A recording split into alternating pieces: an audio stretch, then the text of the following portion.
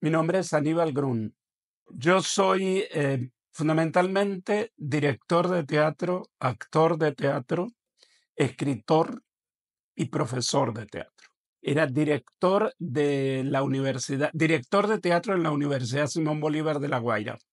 En el año 82, la universidad decide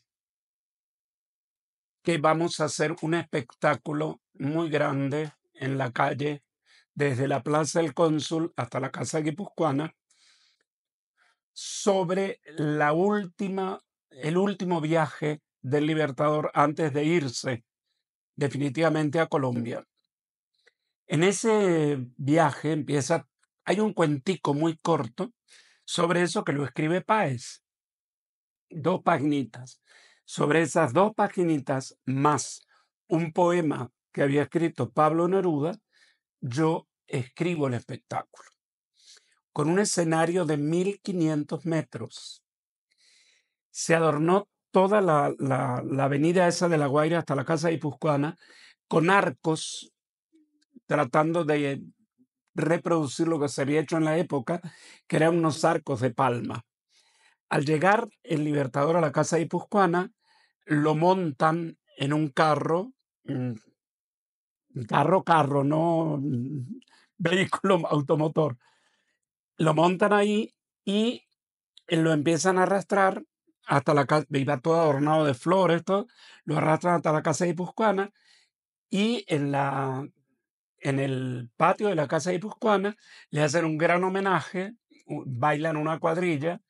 Yo puse 20 parejas a bailar esa cuadrilla y toda la historia de esto que te estoy contando era narrada por José Ignacio Cabrujas y Rafael Briceño, que estaban en el balcón de la Casa Guipuzcoana y narraban la historia.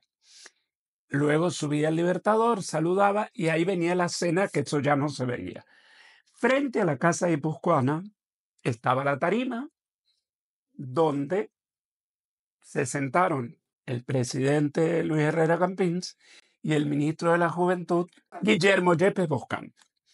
Bien, yo, joven, ingenuo e inocente, hago las cosas como yo teatralmente lo había pensado, sin tomar en cuenta que la avenida del Libertador desde la Plaza del Cónsul a caballo, acompañado de Páez, acompañado de Bermúdez, de todos ellos, iba a demorar tanto. ¿Por qué demora? Porque toda la calle, de lado a lado, estaba llena de gente del pueblo que le gritaban al Libertador. ¡Viva Libertador! Le llevaban los hijos para que se los bendijera. La gente creyó absolutamente que eso era de verdad. Luis Herrera tuvo la paciencia de esperar sentado ahí 45 minutos hasta que llegó el Libertador. Cuando llega el Libertador, empieza el acto ahí. Deja de ser el acto popular y empieza el acto teatral, digamos. Bien, todo fue hermosísimo. Cuando termina todo, me dice: Aníbal, el presidente quiere hablar contigo. Se armó la zampablera, el regaño que me va a venir por la espera y la cosa. Subo, lo saludo a Yepes Boscán y me dice: profesor, eso era un viernes y ahora te voy a decir qué viernes era. Lo espero el lunes en mi despacho en Miraflores. Yo me quedo, mira, te lo cuento y si lloro es culpa de ustedes.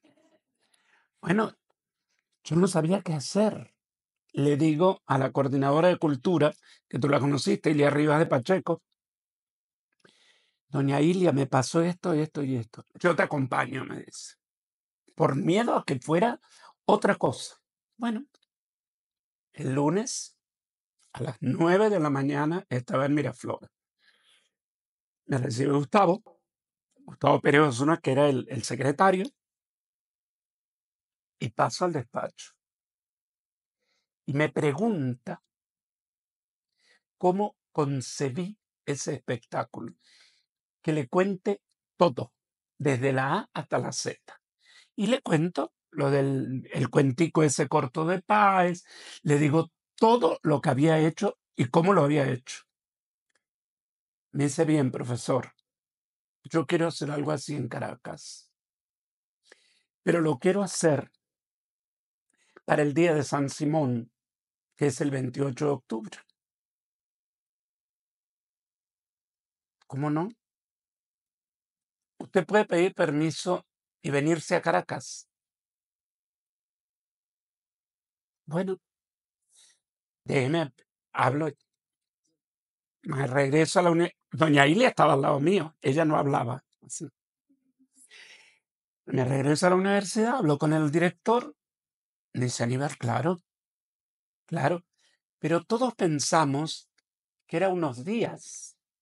No, desde ese mes de febrero, porque esto fue, y yo creo en el destino, el día de la inauguración de los actos del sesquicentenario de la muerte del Libertador fue el 18 de febrero del 83. ¿Te acuerdas, Pilarica? El famoso Viernes Negro. Donde iba el presidente, siempre se colocaba un teléfono negro, que era el teléfono presidencial, para urgencias, para cosas. Lo colocan en la oficina de la secretaria de la Casa Guipuzcoana, pero esa señorita secretaria era una de las bailarinas de la cuadrilla. Cuando ella se viste y se arregla y va a la cuadrilla, tranca con llave. Las llamadas que hubo para hablar con presidencia, tú no tienes idea. Eso me enteré mucho después.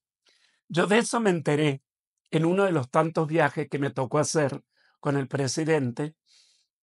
Él me llevó a Valencia a que conociera la casa de Páez.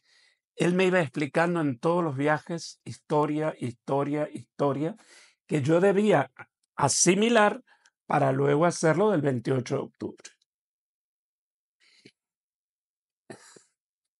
Eso fue desde el mes de marzo hasta el mes de noviembre. Yo estuve alojado en Caracas en un hotel y se olvidó la universidad. Cuando regreso de eso a la universidad, renuncié y me vine a Caracas. Y ese 28 de octubre estuvimos juntos desde la Plaza Catia hasta la iglesia de San Francisco, con esta maravillosa persona que tienes a mi lado. Y todos esos meses de trabajo lo hice al lado de ella y de Gustavo. Y teníamos una oficina, la oficina 8. ¿Te acuerdas, Pili? Y ahí estábamos todos juntos. Llegábamos muy temprano a trabajar.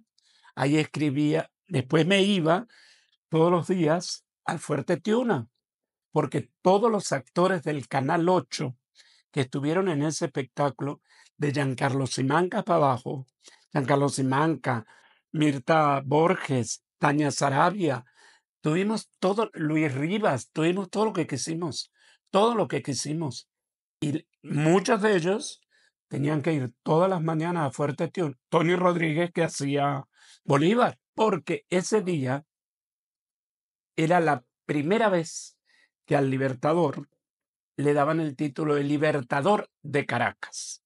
Y ese era el motivo de la entrada. Y entraban todos desde Catia, porque venían supuestamente de haber ganado la batalla con José Pérez Rivas, la batalla famosa de la Juventud de la Victoria, venían llegando todos a caballo. Tú no sabes lo que fue la Avenida Sucre. Nuevamente, como en La Guaira, adornada con palmas, arcos de flores, grupos de tambor en cada arco. Duró 6 horas el espectáculo y 6 horas en cadena nacional. Estábamos en Miraflores cuando va pasando el caballo del Libertador, su caballo blanco, había tanta gente, arrojaban tantas flores, que el caballo me dio con las flores y se encabritó. Y yo me asusté y me dice Pilarica: déjalo, déjalo que están grabando, porque todo se grababa con la móvil del Canal 8, todo. En la Plaza San Jacinto se armó un mercado con gente vestida de la época. Todos los actores míos del teatro de la universidad los traje para ahí. Y había un mercado donde se vendía arroz, azúcar, caraotas, café, al precio de la época. Eso era una gloria. De ahí ellos entraban a la Casa del Libertador y todo lo que pasaba ahí adentro estaba grabado. Lo habíamos grabado antes porque era el tiempo que ellos necesitaban para cambiarse, porque de ahí salían a la iglesia de San Francisco, donde a él le ponían el título de Libertador. El gobernador de la época era Giancarlo Simanca, Luis Rivas era el secretario, etc.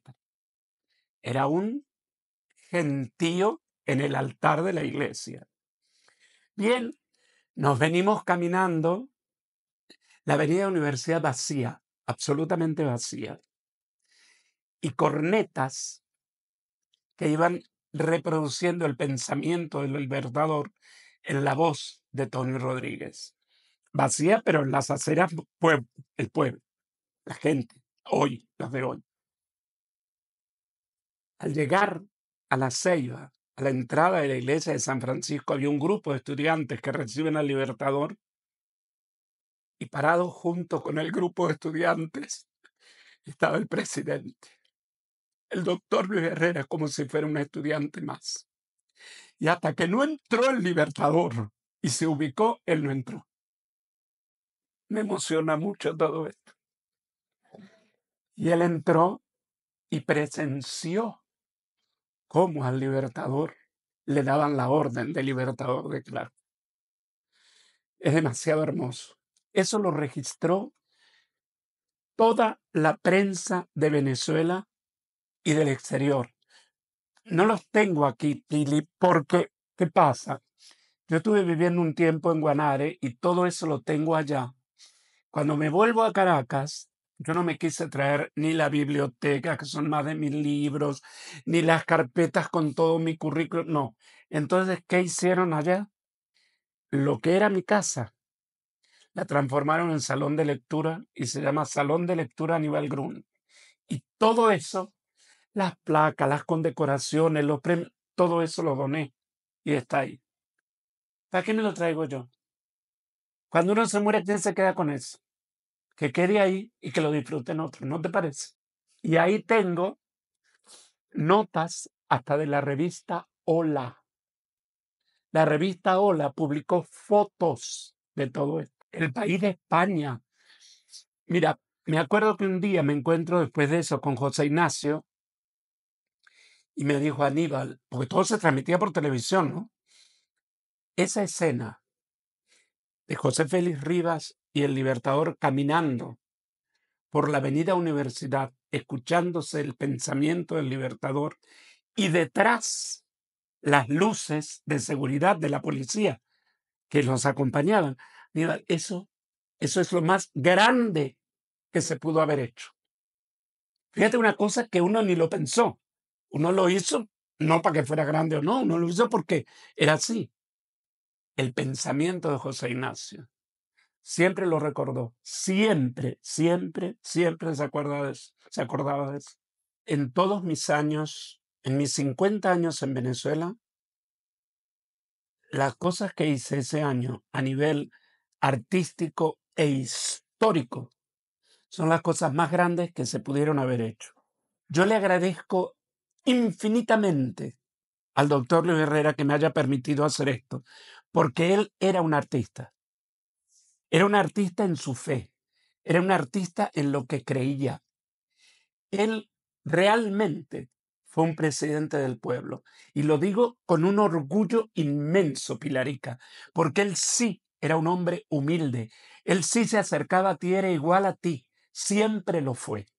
Yo tuve la suerte de conocer a todos los presidentes desde el 74 para acá. Y ninguno, mira que a mí me nacionalizó Caldera, pero ninguno tuvo esa frescura, esa gracia, esa verdad en la relación humana conmigo. Ninguno. Y todo lo que él hizo por el arte fue inmenso. Ese año 83, Se inaugura el metro, que no era arte, pero era el metro. Se inaugura el Teresa Carreño. Se inaugura el nuevo Ateneo de Caracas con la sala Ana Julia Rojas, donde Carlos Jiménez dirigió La Gaviota de Chejo. Yo hice ese Bolívar aquí, el Bolívar de La Guaira, pero además hice uno en coro que lo grabamos y nunca lo llegamos a sacar al aire. Y además se hizo un Bolívar que lo dirigió Betty Kaplan de 9 capítulos que se emitieron en el Canal 8. En ningún otro gobierno se ha vuelto a hacer por la cultura, todo, no solo en edificios, sino el valor que tuvo la cultura con el gobierno de Luis Herrera. Nunca. Y lo digo de verdad, ¿eh? Yo no creo que él lo hiciera como respaldo, él lo hacía porque le gustaba. Él le gustaba ir a los conciertos, él iba a todas esas cosas. Pilarica, yo estaba en Rajatabla, yo entré a Rajatabla en el año 84, y en todos los aniversarios de Rajatabla, en el Café Rajatabla, nosotros hacemos una obra por el aniversario, y en el Café Rajatabla nos sentábamos el doctor Luis Herrera, el doctor Caldera y Carlos Andrés Pérez. Siempre juntos en la misma mesa, y juntos en la misma mesa brindábamos y hablábamos de lo que éramos, de la cultura y del pueblo y de la cosa. Siempre, Pilarica, siempre. Yo, por eso cuando tú me llamas para hacer esto, me emociono como me emociono, Pilarica, porque fue demasiado grande. A mí él me enseñó a investigar la historia. Y doña Ilia Rivas Pacheco, a quien le agradezco mucho también, pues ella me empujaba mucho para hacer esto. Pero yo la historia verdadera de Venezuela, no la que te cuentan, la historia de verdad de Bolívar, la historia de verdad de Simón Rodríguez, yo aprendí a conocerla a partir de la incitación a la investigación que me hizo el doctor Luis Herrera. Claro, y de las conversaciones. Tú no sabes lo que eran los viajes en avión con el doctor. Él no era el presidente, él era una persona que te hablaba, que te enseñaba, con la que discutías. Yo me acuerdo que un día hicimos como 3 viajes a Valencia. Y en uno de los viajes Gustavo me regañó porque yo me entretuve, no sé con qué, y me regañó. Aníbal, estás haciendo esperar al presidente. Y el doctor le dijo, no importa, si él estaba averiguando. Ah, porque yo me quedé en la casa de Páez viendo unas cosas y demoré en montarme en el carro que nos llevaba al aeropuerto. Y él le dijo a Gustavo, no importa, Gustavo, él está aprendiendo. No le importaba. Él no era cargos, no era cargos. No, era un hombre por encima de todo. Yo iba normalmente los sábados al Gama y pasando de golpe entre las góndolas esas de mercancía, aparecía, profesor, ¿qué hace por aquí? Y nos poníamos a hablar de cómo iba el mundo cultural, de lo que estábamos haciendo, de cómo eran las obras. Fue la época donde yo dirigí mucho el Teatro Nacional Juvenil de Venezuela y a él le encantaba eso. Él ya no iba, pero le gustaba saber de eso. Y conversábamos, pero como si nos hubiéramos conocido de toda la vida. Y yo nunca tuve con él la actitud de, es el presidente. Nunca lo sentí así porque él no me lo hizo sentir así. Desde aquella primera vez en las gradas de La Guaira, él siempre me hizo sentir así. De igual a igual, de humano a humano. No había cargos. No eran, no. Fue muy hermoso, fue muy hermoso. Y el nivel cultural de él era muy grande. Él amaba todo lo que tuviera que ver, sobre todo, con el folclore. Yo aprendí a conocer a Páez por él. Nosotros en Venezuela, la historia procede mal. Y yo cada vez que puedo lo digo. Ahora cuando Los 200 años de Carabobo, lo dije otra vez. Nosotros somos Venezuela porque Páez defendió a Venezuela. Si por Bolívar fuera, nosotros seríamos colombianos todavía. Páez no lo dejó. Páez, a quien respeté y respeto profundamente. Para mí hay tres grandes nombres en este país que han hecho de este país lo que es maravilloso. Páez, Simón Rodríguez y Sucre. Yo no soy bolivariano. Yo respeto a Bolívar. Fue un gran estadista. Un gran estadista. Pero quien se la jugaba eran estos tres. Cada uno en lo suyo se la jugaron. Páez se enfrentó mucho con él. Y se enfrentó a Sucre. Y no lo dejó entrar. Lo dejó en Rubio parado. Pero Páez amaba este territorio. Páez no peleaba como algunos de los soldados venezolanos por los botones de las chaquetas de los españoles. Páez peleaba por ser libres.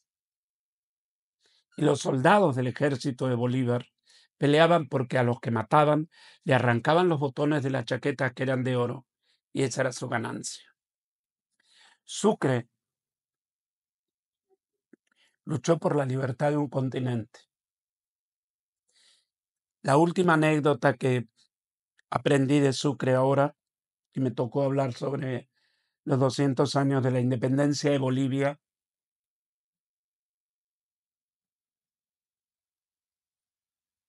Sucre peleó con Bolívar por eso. Y están las cartas. No estoy inventando nada, está escrito.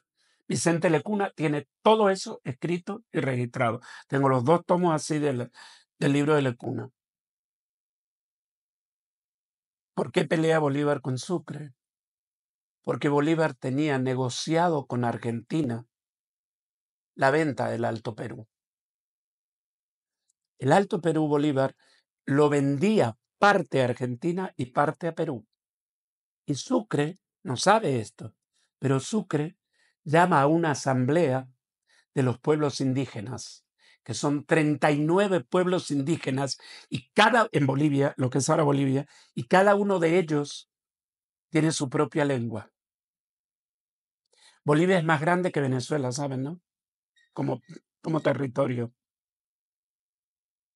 Y son los pueblos indígenas los que deciden hacer la asamblea para declarar la independencia de los españoles y la libertad de su tierra. Y Bolívar pelea con Sucre y se lo dice: usted será muy gran mariscal, pero usted no está autorizado a hacer esto. El presidente Luis Herrera Campins, humanidad, humanidad sobre todo, humanidad, porque era un hombre íntegro que amaba a su pueblo, amaba a su gente, porque los que dicen haber sido enemigos de él no eran enemigos para él.